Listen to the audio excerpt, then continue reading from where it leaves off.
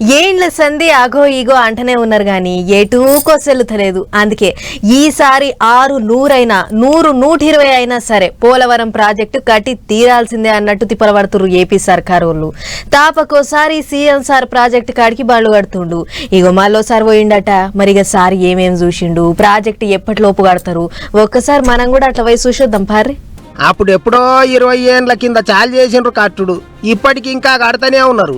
ఇట్లా ఇక ఒడవని ముచ్చట తీరుగా ఇంకెన్నొద్దులు సాగదీస్తారా అనుకున్నాడో ఏమో గాని ఏపీ సీఎం చంద్రబాబు సారు ఈసారి ఎటు తిరిగి పోలవరం ప్రాజెక్టును పూరముట్ట ఒడిపియాలి, దానికి రిబ్బెన కత్తిరియాలే, నీళ్లు దునికియాలి అన్నట్టు గట్టిగానే తిప్పలబడతాడు.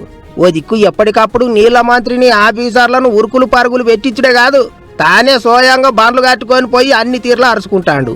మళ్ళోసారి బుధారం పొద్దుగాయలనే పోలవరం ప్రాజెక్టు కాడికి పోయిండు సారు. తొలుత పనులు ఎక్కడి దానికి వచ్చినాయి అనేది పాత పోటువోలు కొత్త పోటువోలు అన్ని తీర్లు చూసినాక ఇంజనీర్లతోని మాట ముచ్చట్లు చేసినాక ఇక మైకుల ముంగటికి వచ్చిండు. ఈసారి ఎంత తిప్పలైనా సరే అన్ని గండాలు గట్టెక్కిచ్చి 2027లో పోలవరం ప్రాజెక్టు గేట్లు ఎత్తుడే అన్నట్టు చెప్పుకొచ్చిండు సారు. పండ్ల పని పాత సర్కారు వాళ్ళ మీద గట్టిగానే ఎత్తిపోసిండు. వాళ్ళు చేయబట్టి ఆలస్యమైంది అన్నట్టు మాట్లాడిండు.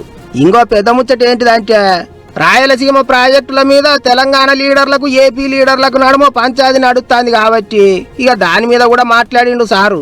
అటు తెలంగాణ ఇటు ఆంధ్ర అక్కడుండే ప్రజలు కూడా విజ్ఞప్తి చేస్తున్నాం, రాజకీయం కోసం రాజకీయాలు చేయడం కరెక్ట్ కాదు. ఈ రోజు మొన్న చూస్తే ఈ రాజకీయాలు నాకే అర్థం కాల. ఏంటి రాజకీయం? ఇప్పుడు దేవాదుల ప్రాజెక్టు కట్టారు. దేవాదుల ప్రాజెక్టు గోదావరి పైన, అక్కడి నుంచి నీళ్లు వస్తే పోలవరానికి వస్తాయి. పోలవరం నీళ్లు వచ్చి గోదావరి నుంచి మీరు నీళ్లు తీసుకుంటే నేను అబ్జెక్ట్ చేయకపోతే, మీరు పోలవరం నీళ్లు తీసుకుంటే మీరు అబ్జెక్ట్ చేస్తే ఏమన్నా మీనింగ్ ఉంది? ఇట్లా తెలంగాణ లీడర్లు జర వెనక ముంగట చూసి మాట్లాడాలి, ఎట్లా పడితే అట్లా మాట్లాడొద్దని నారాజు అయ్యిండు ముఖ్యమంత్రి. ఇక అట్లుంటే సీఎం సీట్లే ఊకున్నప్పటి సంది బాబు సారు పోలవరం కాడికి బండ్లు కట్టబట్టి ఇది 4వసారి. సారు 3 నెలలకో 6 నెలలకో అక్కడికి పోతూనే ఉన్నాడు. అంత చూస్తుంటేనైతే సర్కారు వాళ్ళు కంకణం కట్టుకున్నట్టే పని చేస్తాండ్రు. పబ్లిక్ కూడా ఎట్టన చేయండ్రి, ఈసారి మాత్రం కొచెల్లాల్సిందే అంటుండ్రు. మరిగా చూడాలి ఏమైతుందో.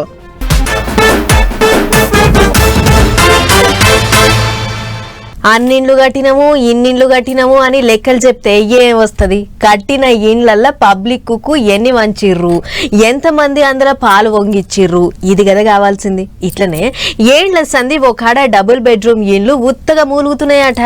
ఇన్నొద్దులు వాటి దిక్కు చూసినోళ్ళు లేరట, పట్టించుకున్నోళ్ళు లేరట. అసొంటి జాగకు లేక లేక ఇప్పుడు మన లీడర్ సభలు పోయిర్రు. ఏమన్నారో చూడురు మీరే. ఇక అప్పుడెప్పుడో 13 ఏండ్ల కింద ఉత్తమ్ సారు ఇండ్ల మంత్రిగా ఉన్నప్పుడు చాలు చేసిరట ఈ ఇండ్లు కట్టుడు. అట్లా ఇక ఇన్నేండ్లు అంత సీదులు మొలిచి ఆగమాగమైనాయి. అందుకే జప పబ్లిక్ కు పంచిపెట్టాలని చూస్తుండ్రట.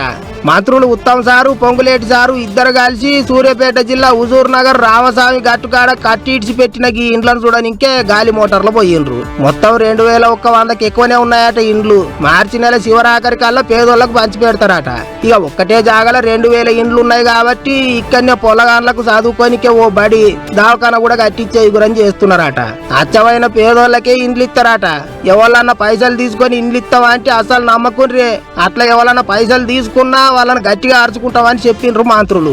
ఏమైతే 13 ఏండ్ల సంది పడావు పడ్డ ఇండ్లను ఇన్నొద్దులకు పేదోళ్లకు పనికొచ్చేటట్టు చేస్తానంటే మంచి ముచ్చట్నే. అయితే ఇట్లా ఇంకొన్ని జాగలలో కూడా ఇండ్లు గట్టి ఇడిచిపెట్టిండ్రు. కొన్ని ఊర్లలోనైతే ఎదురు చూసి పబ్లిక్కే తాళాలు బలగొట్టి ఇండ్లకు పోతుండ్రు. ఆగో అసోంటి వాటిని కూడా చెప్పున పేదోళ్లకు పంచిపెట్టి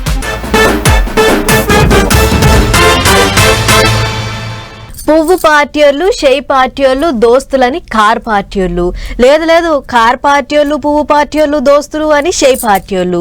అసలు నిజం అది కాదు. కార్ పార్టీలు షెయి పార్టీలే దోస్తులు అని పువ్వు పార్టీలు. ఇట్లా వాళ్లకు వీళ్ళు దోస్తులు, వీళ్లకు వాళ్ళు దోస్తులు అని ఈ నడుమ ముచ్చట్లు జోరుగా నడుస్తున్నాయి. ఇసొంటి వాళ్ళలా సందుల సరేమియా లెక్క ఇగో గీ ముచ్చటోటి గట్టిగా తిరుగుతుంది ఇప్పుడు.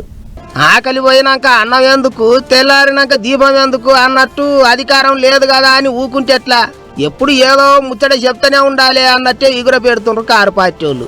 జిల్లాల పోంటి తిరుగుకుంటా కొత్తగా గెలిచిన సర్పంచులను మంచిగానే అరుచుకుంటారు. గిట్లనే ఈసారి ఖమ్మం దిక్కుపోయిండు మాజీ మంత్రి కేటీఆర్ సారు. అయితే సార్ ఎక్కడికి పోయినా సరే ఎటు చూసినా గులాబీ జెండాలే ఎగురుతుంటాయి. కానీ ఖమ్మం జిల్లాలో మాత్రం కొంతమంది ఏపీ మాజీ సీఎం జగన్ సారు ఫోటోలున్న ఫ్యాన్ పార్టీ జెండాలు పట్టుకొని తిరిగిండ్రు. అది చూడర్రే, జగన్ సారుకు పెద్ద అభిమానులే ఉన్నట్టుండ్రు. బండికి ఫ్యాన్ పార్టీ జెండా కట్టుకొని పోయి కారు పార్టీ వాళ్ళ సాయితకు తిరిగిండ్రు.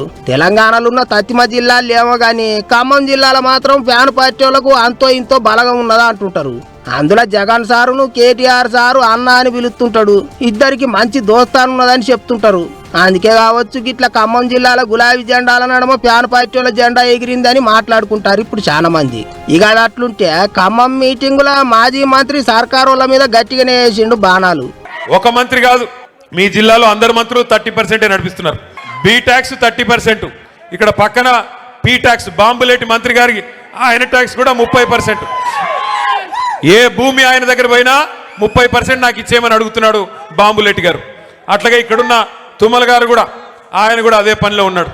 ఎవరికి వాళ్ళు ముగ్గురు ఇవాళ ఏ ఒక్కరు కూడా జిల్లాకి పనికొచ్చే ఒక్క పని కూడా చేయడం లేదు. ఈ ముగ్గురు మోసగాళ్ళకి అసలైన నాయకుడు ఎవడా అంటే అలీబాబా పైన ఉన్నాడు. ఖమ్మం జిల్లాకేంచి ముగ్గురు మంత్రులు ఉన్నారు కాబట్టి ఇక వాళ్ళకే సూటి పెట్టిండు కేటీఆర్ సారు. అటు ఇందిరమ్మ ఇండ్లియం అవి ఇవి అని బెదిరించినా సరే ఎవ్వరు పార్టీ మారకుండ్రి అని కొత్త సర్పంచులకు ధైర్యం చెప్పిండు. గిట్లా అసెంబ్లీ మీటింగులకు పోకపోయినా బయట మీటింగులు పెట్టుకుంటా సర్కారులను సాపిస్తుండ్రు గులాబీ లీడర్లు. సరే అదంతా ఎత్తైతే గులాబీ జెండాల నడుమ ఫ్యాన్ పార్టీ వాళ్ళ జెండా ఎగిరేటాలకే పరిశాన్ అవుతుండ్రట ఇప్పుడు చాలా మంది.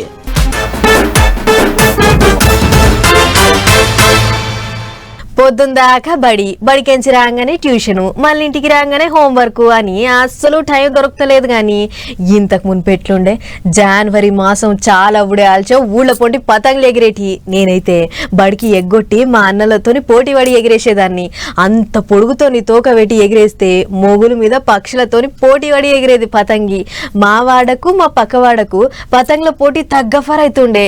ఇప్పుడు బళ్ళు చేయంగా పతంగులు ఎగిరేయలేని పొరలకు ఇగో గీడికి పోతే ఆ కోరిక తీసుకోవచ్చుగా.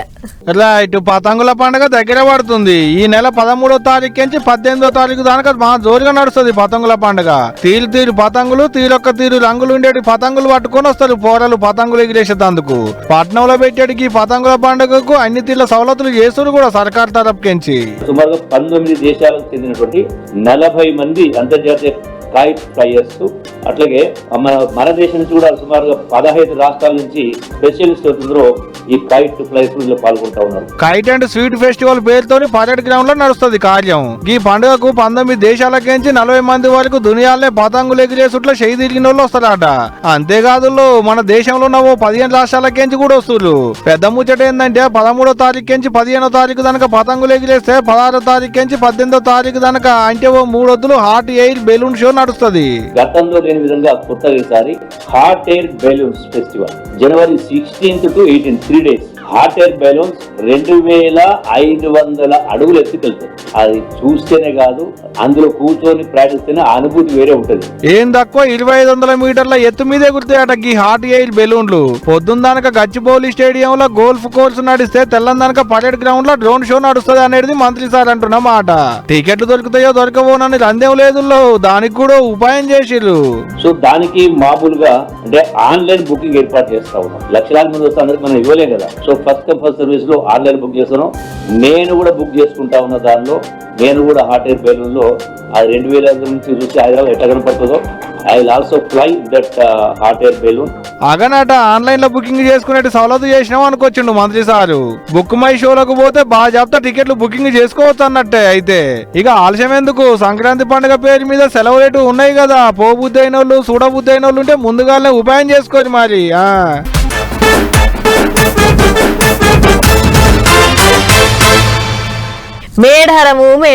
మేడారం జాతర ఎప్పుడు చాలైతుందా, ఎప్పుడు పోదామా, తల్లుల గద్దెలకు ఎప్పుడు మోకులు పెట్టుకుందామా, నిలువెత్తు బంగారం ఎప్పుడు జోకిద్దామా అని మస్తు మంది భక్తులు ఎదురు చూస్తుర్రు. చూస్తా దగ్గర పడుతూనే ఉన్నది పండుగ. ఇంకో 20 రోజులే ఉంది పెద్ద పండుగ చాలయ్యేందుకు. ఇక పండుగకు ఏర్పాట్లు ఎట్లెట్లయితున్నాయి, అసలు మేడారానికి భక్తుల తాకిడి ఏ తరీకలుంది అంతా ఒక్కసారి అరుసుకునొద్దాం పారి. చూస్తా దగ్గర పడుతూనే ఉంది మేడారం జాతర. ఇంకో 20 రోజులే ఉంది పండుగ. పండుగకు. ఈ నెల 28వ తారీఖు నుంచి సాలైతది తల్లుల జాతర. 31వ తారీఖు దాకా నడుస్తది. అంటే ఓ 3 వద్దుల జోలుకుంటది అన్నట్టుగా. పండుగ దగ్గర పడుతుండటంతో పనులన్నీ మస్తు లువడి మీద అవుతున్నాయి. ఓ రోజు అధికారులు, ఇంకో రోజు సర్కార్ తరపుకించి మంత్రులు తలా రోజు తగిలి పనులు ఎట్టెట్టు అవుతున్నాయి అని అరుచుకొని వస్తువులు కూడా. మంత్రి సీతక్క అర్ధరాత్రి పోయి అంతా తిరిగి పనులన్నీ అరుచుకొని వచ్చింది. 17 వచ్చేటి దానికంటే ఈ పార్కి ఇంత ఎక్కువ మంది వచ్చేటట్టులట భక్తులు. ఎంత మంది వచ్చినా ఏ తిప్పల కావద్దని సకల సవలతులు చేస్తున్నారు అన్నట్టు. తల్లుల గద్దెలు, జంపన్న వాగు, క్యూ లైన్లు, పార్కింగ్, గుడారాలు ఇట్ట అన్ని దుక్కుల తక్లీఫ్లు కాకుండా చూసుకుంటున్నారు అన్నట్టు. సొంతంగా గుడారాలు వేసుకునేటోళ్ళకి ఏ తిప్పల లేదు కానీ కిరాయికి ఉండేటోళ్ళకి అసలు తిప్పలంతా. మేడారంలో కిరాయి రూములకు మస్తు గిరాకీ. ఒక్కో రూము 3000 4000. ఏసీ రూమ్ కావాలంటే ఇంకో 1000 ఎక్కువ ఉండాల్సిందే. గంట కిరాయి అంటే ఓ నెలకో లేకుంటే జాతర షెడ్ వరకు అనుకునేటోళ్ళు అదేం కాదు, ఒక్క రోజుకేనాట. అంతేకాదు గుడారాలు వేసుకొని కిరాయికి ఇచ్చుకునేటోళ్ళు బోచ్చాడు మంది. ఆడ కూడా అంతే, ఉండేటి మనుషులను బట్టి కిరాయి. ఎంత మంది ఉంటారో లెక్కేసి ఇంటి లాదులు వస్తే 400 1000 రూపాయల దాకా వసూలు చేస్తున్నారట. ఒక్కో గుడారం కింద ఎంత లేదన్నా 200 మందికి మీదనే ఉండొచ్చు అనేది అక్కడ వాళ్ళు అంటున్నమాట. మేడారం చుట్టూ వ్యవసాయం భూములే నాయే. జాతర అయ్యేటన్ని రోజులు వ్యవసాయం చేయరు కదా. ఆగో అందుకనే రైతులతో మాట్లాడి భూములు లీజుకు తీసుకొని ఈ ఉపాయం చేసి అన్నట్టు బిజినెస్లు చేసుకునేటోళ్ళు. దీపం ఉన్నప్పుడే ఇల్లు చక్క పెట్టుకోవాలన్నట్టు చేసులు అన్నట్టు. జాతర నడిచేది 3 వద్దులే గాని జాతరకు ముందు ఓ నెలల సంది వస్తూనే ఉండి, జాతర నడిచినాక ఇంకో నెలల పాటు వస్తూనే ఉంటారాయే.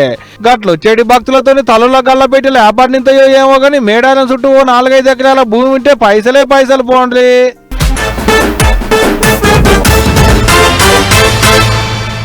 బండ్లిడుస్తున్న అడ్డమైన పొగజేయంగా పీల్చుకునే గాలి తమాం ఖరాబ్ అయిపోతుంది. నెరీగా ఢిల్లీ ఇంకా బెంగళూరు అసొంటి పట్టణాల పొంటైతే శేపవశమే కాదు ఈ తిప్పల. అందుకే చిన్నగా మెల్లగా బండ్లు బైకులు అన్ని కరెంటుతోని నడిచేటియే వచ్చినాయి. అందరేమో గాని హర్యానా సర్కార్ అయితే ఇంకో అడుగు ముంగటికేసి అసలు పొగ అనేదే లేకుండా చేయాలని ఈ ఉపాయం చేసింది. చూడరు మరి గదేందో. హైడ్రోజన్ రైలు పేరుతో ఓ గ్రీన్ రైలు తయారు చేసింది. అగో గదే ఇది ఆగినా పోయినా ఎక్కడింత పొగరాదు. పర్యావరణం ఖరాబ్ కాకుండా ఉంచుట్లో మస్తు పనిచేస్తుందట. అందుకే ఖర్చు జరంత ఎక్కువైనా సరే పీల్చుకునే గాలి ఖరాబ్ కావద్దు అన్నట్టు బాధ రికమతి చేసింది అక్కడి సర్కారు. ఇక జీందికెంచి సోనీపత్ నడుమ పరుగులు పెట్టబోతున్న ఈ రైలు కోసం జీందుల బండికి అవసరమయ్యే హైడ్రోజన్ ప్లాంట్ కూడా పెట్టిరట. 3000 కెపాసిటీ ఉన్న ప్లాంట్ కు 11 kV కరెంట్ అందిస్తారట. దీంతో రైలు బండికి తెంపు లేకుండా హైడ్రోజన్ అందుతుంది. బండికి ఎక్కడేం తక్లీఫ్ లేకుండా నడుస్తుంది అని అధికారులు అంటున్న మాట. ఉత్తర రైల్వే తరఫుకి మెరుగులు దిద్దుకుంటున్న ఈ రైలు బండిని ఎంత దబ్బినైతే అంత దబ్బిన పట్టాలెక్కిస్తాం. మంచిగా సక్సెస్ అయితే కడమ జాగాలు సుతా పట్టుకొస్తాం అంటారు. మొత్తానికి హైడ్రోజన్ రైలు అంటే అదెంత మోటుగా ఉంటది అనుకున్నాం గానీ అచ్చం బుల్లెట్ రైలుకి ఏ మాత్రం తీసిపోకుండా బంద వస్తుంది పో అని అనుకుంటారు. ఈ బండిని చూసిన చాలా మంది పబ్లిక్. ఏదేమైనా బైకులు కార్లే అనుకున్నాం గానీ చిన్నగా మెల్లగా రైలు సుతా పర్యావరణం బాగుండేటట్టు తయారు చేస్తున్నారంటే గొప్ప ముచ్చటే మరి.